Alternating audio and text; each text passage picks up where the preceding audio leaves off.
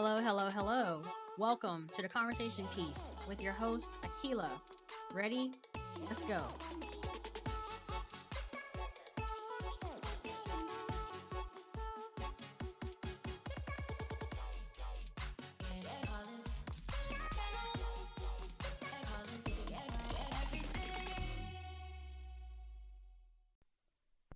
It's often fun to go back and look over your past writings as a writer.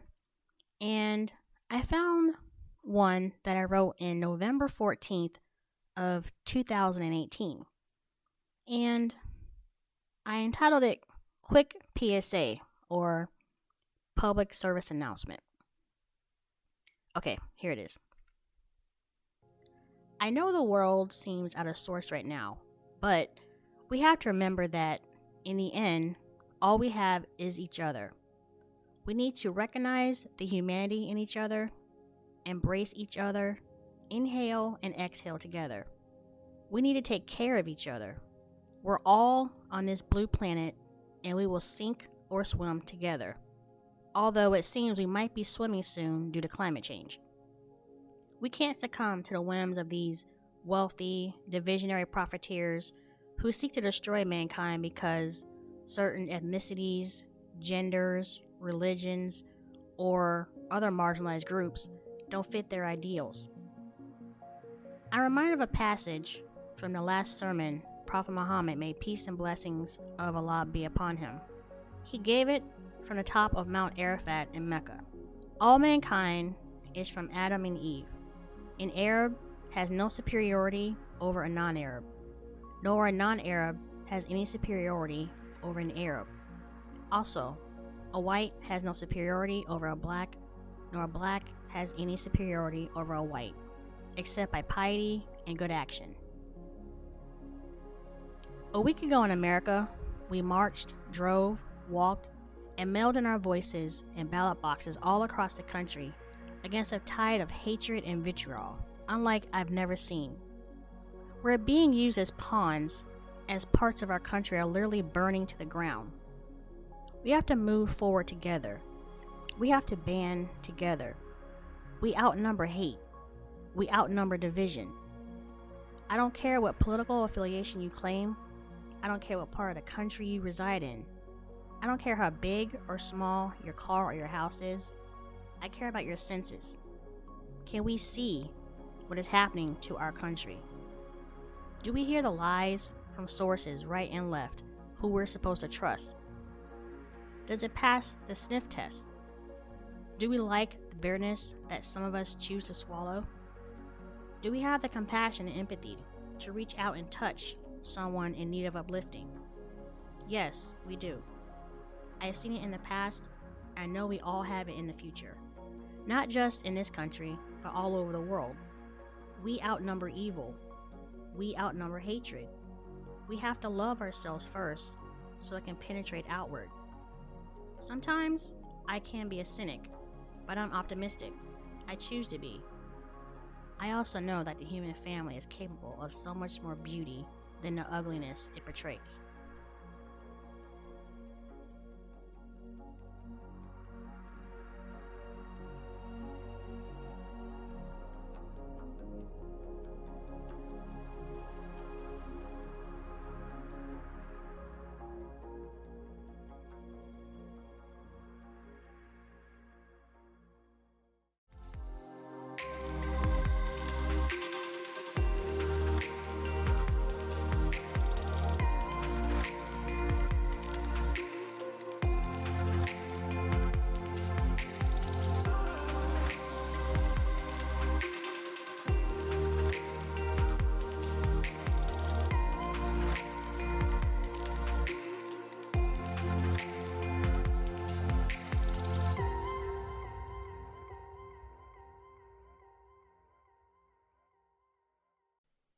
This was written back in April 15th, 2018. For some time now, people have been encouraging me to check out the television show This Is Us.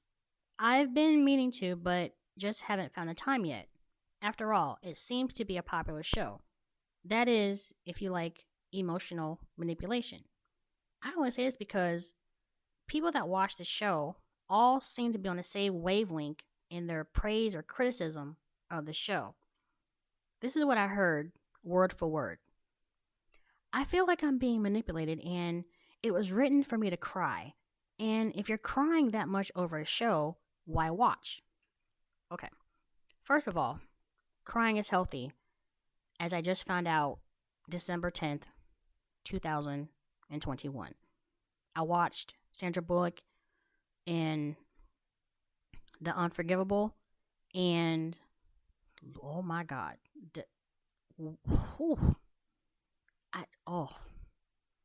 Listen, it's a release of emotions. More people need a good cry, and if anything, if a show has the grasp of your tear ducts, then that's a testament to the skill of the writer and the actor. It's the goal of any writer to connect and tell a story through words. Regardless of how you're receiving them, through a book or a visual medium. But here's a kicker though, and I know you know this. It is done for a reason. So, This Is Us isn't the only show to emotionally manipulate the viewer. Every show on television does this, whether it's scripted or not. Even reality television. The formula is as old as television itself, with the usual characters: protagonist, antagonist, conflict, climax, and conflict resolution. Now, a new quote-unquote character has emerged, and that is the anti-hero.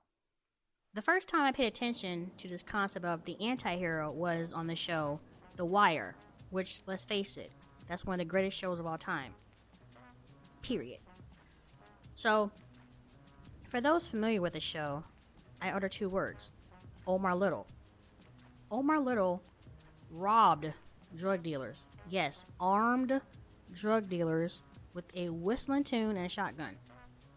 I don't root for criminals, especially ones depicted on television where it's glamorized, but I rooted for Omar. I rooted for a few characters I shouldn't, but I noticed it was on purpose.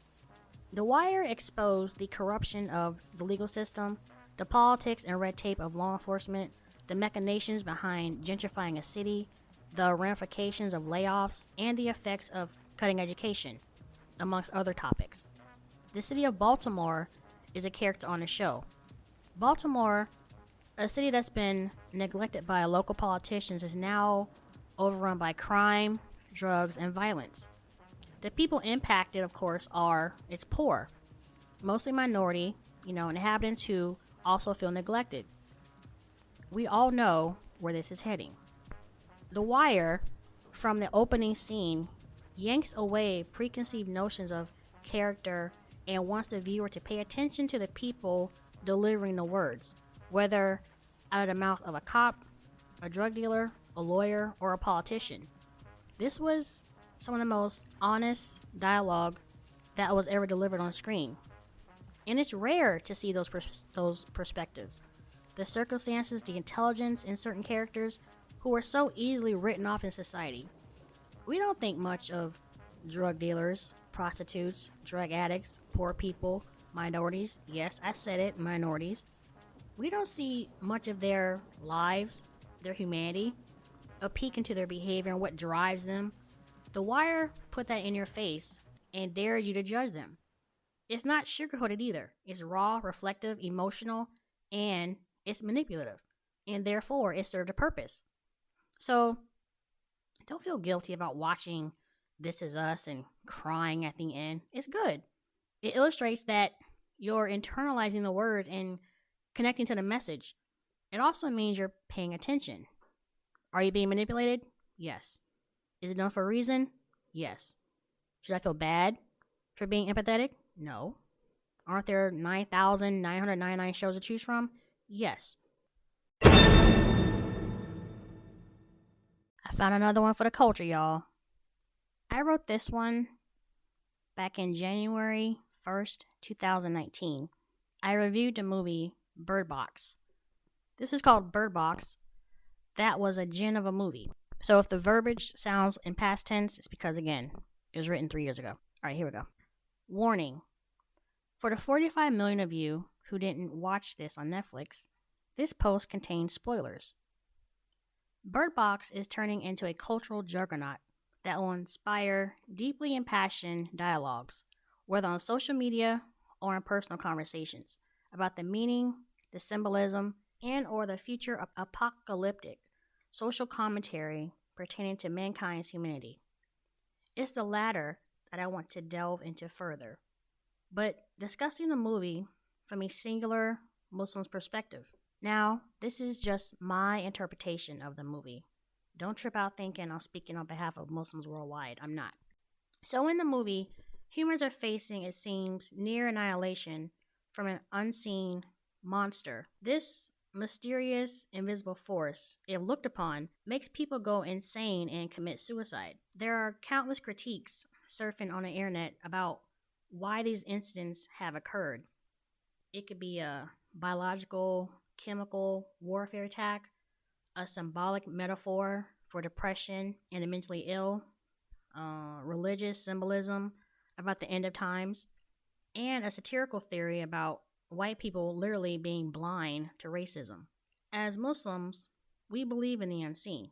In our faith, we believe in God, although Muslims don't attribute any physical form or human association with Him. Allah, God, the Creator, transcends time and space. We are a part of His creation, as are the angels and jinns, a part of that creation that work in mankind's favor or detriment. I want to explore the quote-unquote genetic construction of the jinn. Angels are made of light and don't have any free will. They simply carry out God's commands. In contrast, the jinn, like mankind, have a free will. And also like mankind, they'll be held in judgment. The jinn are made up of a smokeless fire. The base nature of the jinn is fiery. The jinn are also unseen. The biggest jinn was Iblis, who eventually becomes Al-Shaitan, more commonly referred to as Satan. Satan is also unseen. Let's say Bird Box is a prophetic glimpse into an apocalyptic future. Then maybe what occurred in a movie was the rapture, and salvation hadn't come along yet. Evil has a perspective in this world as well. Evil wants to cleanse the earth as well. Let me explain and provide more context. So, in Islam, Iblis, Shaitan, was a jinn. He was among the angels when mankind was created by Allah. The jinn were created before mankind. Iblis was arrogant and thought of himself as better than mankind. Not to be funny, but he was like, I was here first. Who this? God gave a command. Chapter 7, verses 11 through 15. It is we who created you and gave you shape. Then we bade the angels bow down to Adam, and they bowed down. Not so Iblis. He refused to be of those who bow down. Allah said, what prevented you from bowing down when I commanded you? Iblis said, I am better than he. You did create me from fire and him from clay. Allah said, get you down from this. It is not for you to be arrogant here. Get out, for you are the meanest of creatures. Iblis said, give me respite till the day they are raised up. Allah said, be you among those who have respite. Like I stated before, the jinn can exercise their free will. They can decide if they want to be obedient to their creator or not. The jinn can also be an influence. The whisper in the film that everyone seemed to give into, that concept isn't foreign in Islam at all. Muslims believe in another unseen force called Qareen, translated meaning constant companion. That occasional whisper that we all hear. It can influence a person to do good or bad. So this movie will have you to believe that this unseen presence was so powerful that it made people, quote unquote, see their worst fears. And those fears are so overwhelming, the only solution was for people to kill themselves. So the majority of mankind is weak and easily influenced. Well, not too far off. So Satan is on a mission, and that's to prove to God that he made a mistake in making mankind. Chapter 7, verses 15 through 17. Iblis said, because you have thrown me out of the way, I will lie in wait for them on the straight way. Then will I assault them from before them and behind them, from their right and their left. Nor will you find in most of them gratitude for your mercies. Toward the end of the film, Mallory, boy and girl, are still blindfolded and searching for a sanctuary in the forest, and the whisper reemerges. This time, it's pursuing them relentlessly, and suddenly the whisper changes tactics and goes after the children. Now, at first, my heart wanted to stop and scream out, "Really? The kids now?" But my mouth did it for me, and Mallory belted out the same sentiment like, "Don't take my children." Now, I found that scene powerful. An unseen force will go after your kids. Never underestimate evil. We can't fathom the depths of evil. We can't fathom the depths evil will take to undermine our good natures. Evil influences will come at us through our children, our spouses, our friends, and our families. But Satan is only powerful when you submit yourself over to him. And Quran repeats this: Satan is in mankind an avowed enemy, so treat him as such. Another powerful scene was when Mallory had to make a decision about who would take off their blindfolds so she can steer them through the rapids. The movie makes no mention of Mallory's spirituality. It does, however, offer glimpses of her cynicism and steely determination to survive. But in that moment, it would appear she's gone by faith, although it was out of necessity to get to safety. She still didn't force either child to remove their blindfold. Jinns can take on the appearance of humans. I believe this came in the form of Gary and the terrorizing gang that kept harassing Tom and Mallory. Remember, Gary saw the creature and even insisted how, quote, beautiful it was. He even drew some picture of it, and they looked like smokeless flame from a fire to me.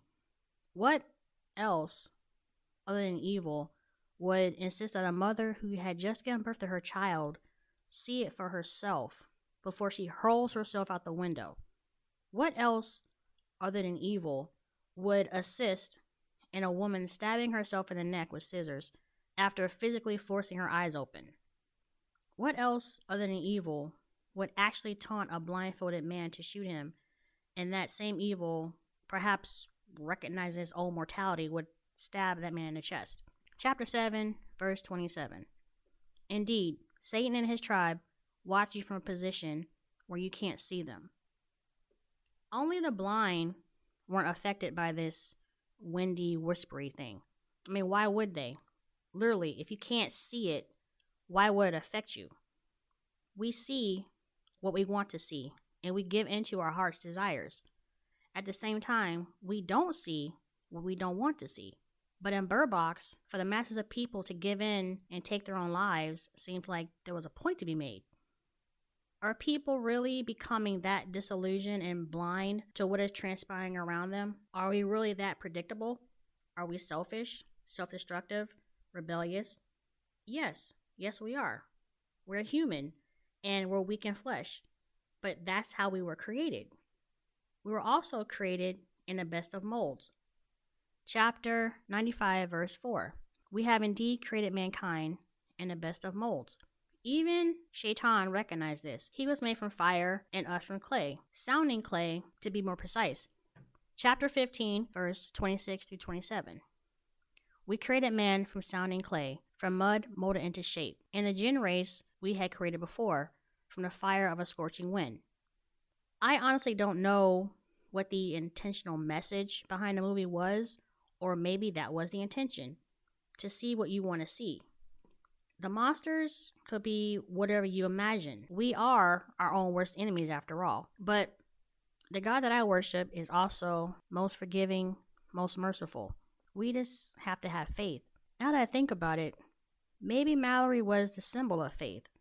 For those of us who believe, our faith will be tested. We will be tested throughout life, in our jobs, in our relationships. The solution is how we respond to those tests when we are challenged. Mallory was blindfolded along with her children, but she trusted in something deep within herself. Maybe it was the intestinal fortitude of motherhood, or of survival itself, that propelled her forward, but she could have easily given up multiple moments throughout the film. On the street after her sister died, before she went to the house, on the lake, inside the abandoned building, scouring for supplies, in the forest, etc., etc. Something was motivating her to keep going, for we walk by faith, not by sight. Before I conclude, I hope I didn't offend or frighten anyone. Again, this is just me overanalyzing perhaps, but I found myself trying to make sense of the movie. Yeah, it seems simple and trite, but perhaps that was intentional. Really, look at what the movie was trying to convey, especially considering the state of global affairs we as humanity are facing on a daily basis. One last point. The Quran is constructed in a way that the reader has to go into the book and study. It's a guidance manual for believers, for mankind. What isn't in a certain chapter will be found elsewhere, but is there, almost like a treasure map. Go and seek the knowledge within the book. The last chapter reads, Say, I seek refuge with the Lord and cherisher of mankind, the king or ruler of mankind, the God or judge of mankind, from the mischief of the whisperer of evil, who withdraws after his whisper, the same who whispers into the hearts of mankind, among jinns and among men. Now, I've read the Quran countless times, and as I am writing this piece about jinns, this chapter popped out. The last chapter. It was there, staring back at me this whole time. I just had to see it. Hey you. Yeah, I'm talking to you. Do you have Spotify? If so, turn on the notification button.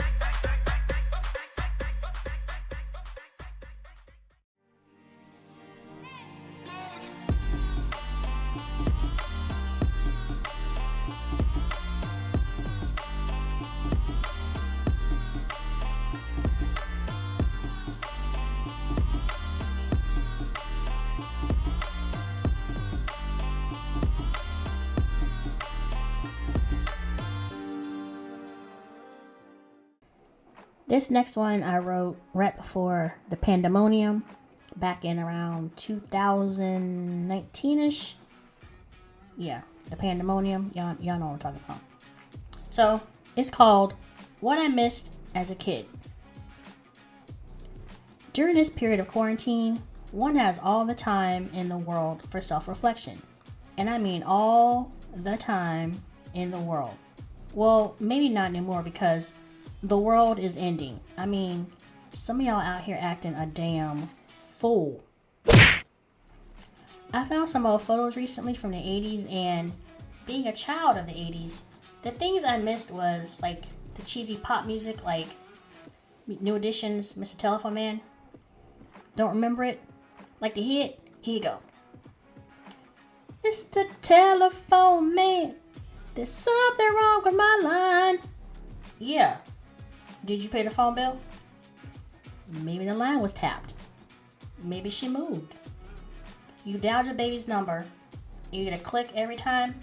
Well, obviously, she didn't want to talk to you. What did you do to her? Get a hint. You got ghosted, bruh.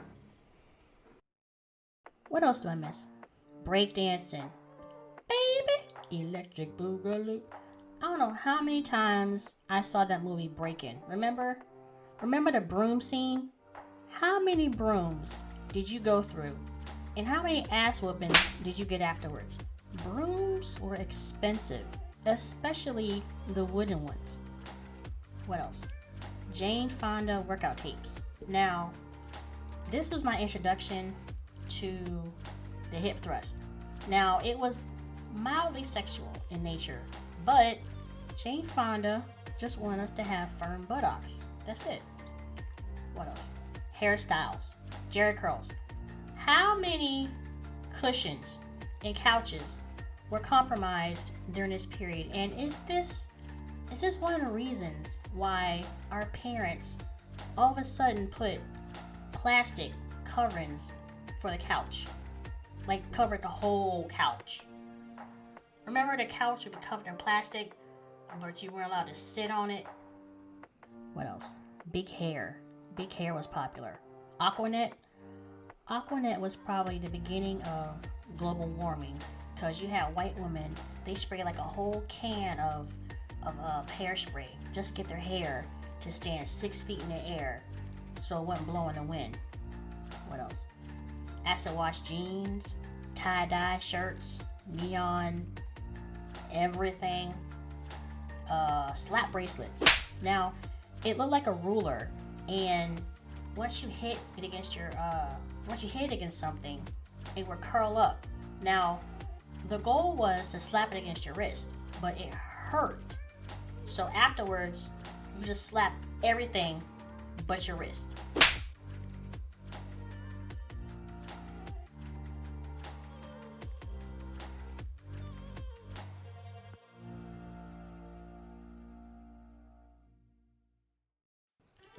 Toys. The Easy Bake Oven. If your house accidentally burnt down because of an Easy Bake Oven, was it covered under an insurance policy? The Pogo Ball. Now I know in my heart of hearts that this was invented to kill kids. It was a ball that had a plastic ring around it, and you placed your feet on opposite sides. But it didn't come with a helmet or instructions. So when you jumped up, gravity will bring you back down naturally. But if you got a rhythm going and you wanted to get off or stop, how? If you jumped sideways and you had no equilibrium, you could have messed up your hands, your face, everything. Everything? Everything.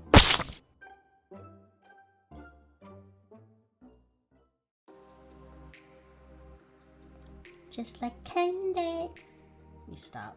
Candy in my heyday was everything. You could have $1 or so on you and go into a mom and pop store or even a gas station and come out with hands full of candy because it only costs like 10 or 15 cents a piece. Talk about Jolly Ranchers, Fireballs, Jawbreakers, Boston Baked Beans, Lemon Heads. But see, you had to be strategic because if your mama knew that you had all that candy, she wasn't gonna let you eat it all at once.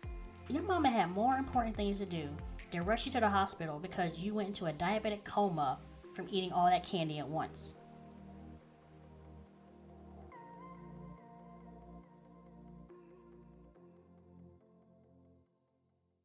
What else do I miss from back in the day?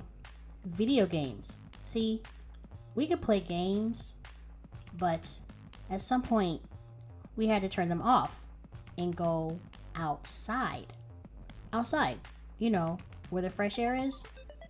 See, your mom, alright, turn that game off, go outside.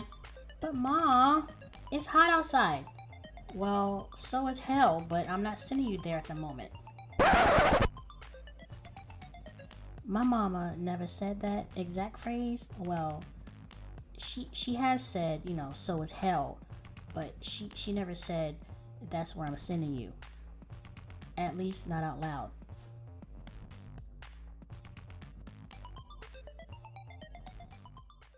Looking back on life in contrast to today's society, there is a longing I feel for people who they want a sense of simplicity. Times did seem simpler back then, but we were kids. We weren't thinking about bills, jobs. But name anything in creation that doesn't go through adversity, that doesn't evolve or was meant to evolve. When you evolve, you grow. In this chaotic time of misinformation and anxiety, how do we cut through the static and get clarity? Together. As a human family, we've seen this before, but will we learn from history, from our past mistakes? Will we get it right for future generations? The optimist in me says yes. The cynic in me says probably not. The Muslim in me says only Allah knows. And the consumer capitalist in me says we better. And there better be toilet paper left.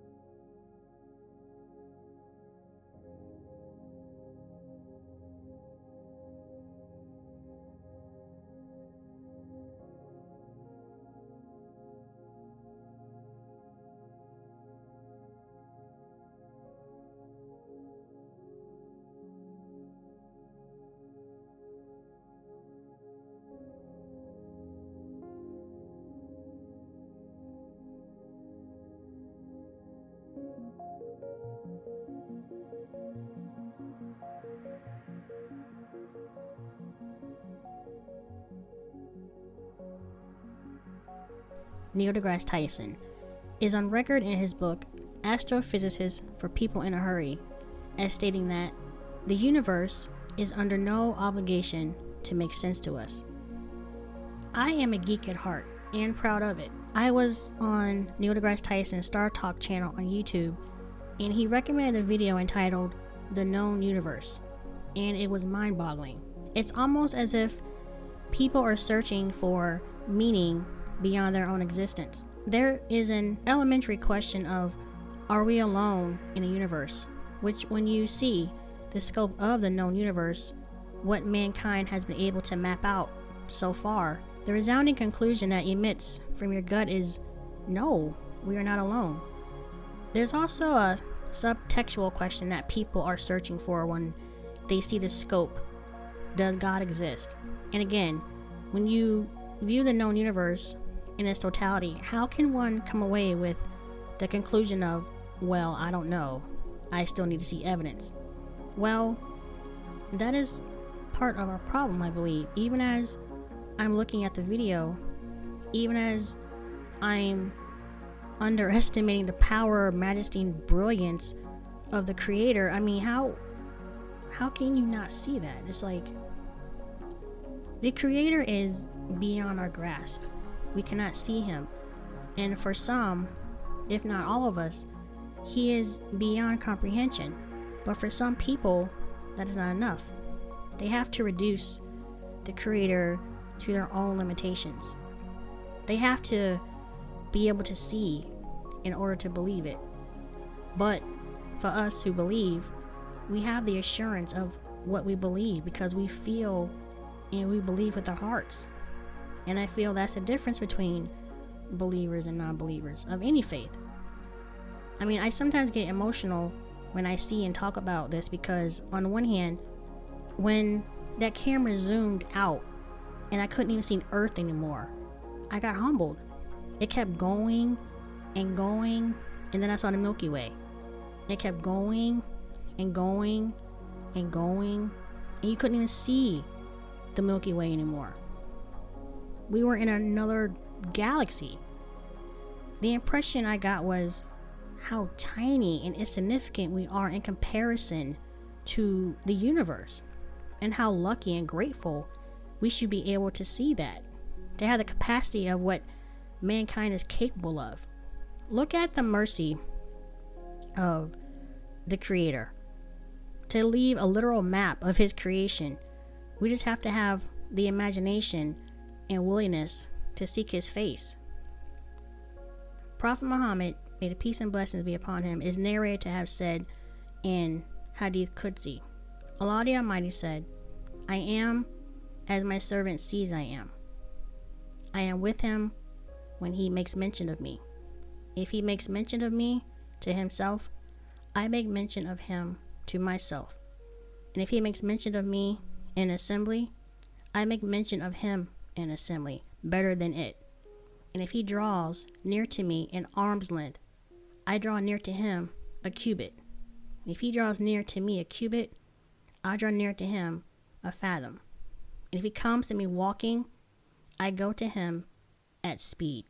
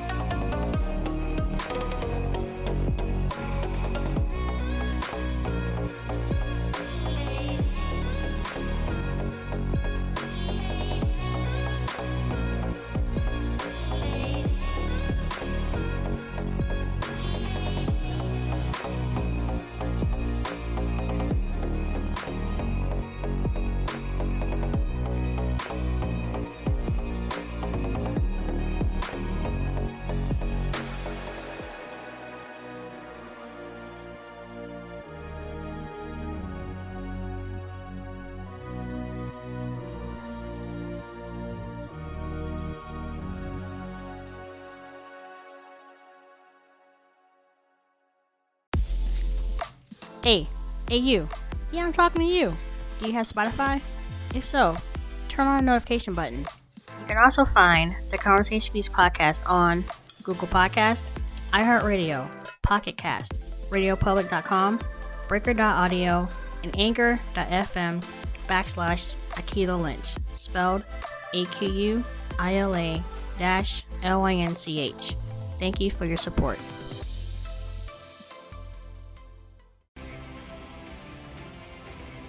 Thank you again for tuning into another episode of the Conversation Piece podcast. I am your humble host, Akila, requesting that you join me again. So, until then, be safe. Love and value yourself so that you can love and value others.